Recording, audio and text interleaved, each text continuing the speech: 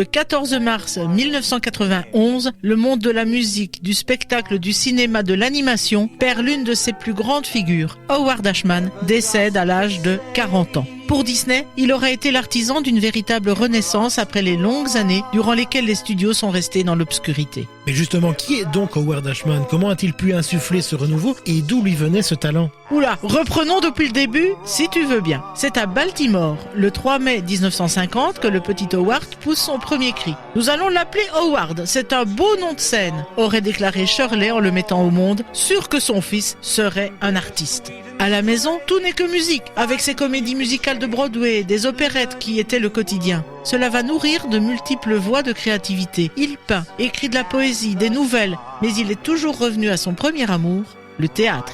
Parce qu'Howard adore le théâtre. Très tôt, il s'orientera pour ce qui deviendrait sa véritable passion. Et bien souvent, il montrera ses talents créatifs à travers les spectacles magiques qu'il organisait pour sa jeune sœur. C'est donc tout naturellement qu'il rejoint la Children's Theatre Association à l'âge de 6 ans, ce qui signe un amour inconsidéré pour le théâtre. Et pour cela, il a même dû forcer le destin. À forcer le destin, carrément, il ne pouvait pas entrer dans cette compagnie. Il n'avait que 4 ou 5 ans lorsqu'il a vu pour la première fois une pièce à la Children's Theatre Association.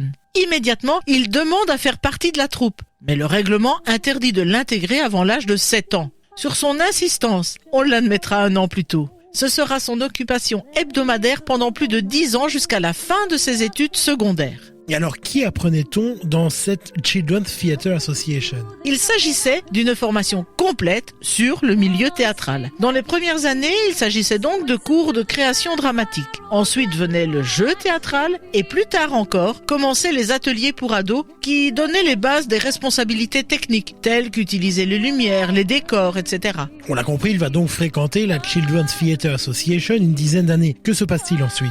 Lorsque Howard termine son secondaire, il se dirige vers une première année d'université en discipline théâtre à l'université de Boston. L'année suivante, il fréquente le Goddard College dans le Vermont. C'est là que va commencer son écriture dans le théâtre expérimental. Il y obtiendra une licence en 1971 et à cette période, il s'éloigne de la performance pour revenir à la mise en scène et à l'écriture. Il continue ensuite ses études à l'université d'Indiana, où il intègre l'Indiana Theatre Company, une troupe de théâtre professionnelle qui est liée à l'université. Et ce sera la dernière fois qu'Howard jouera en tant qu'acteur.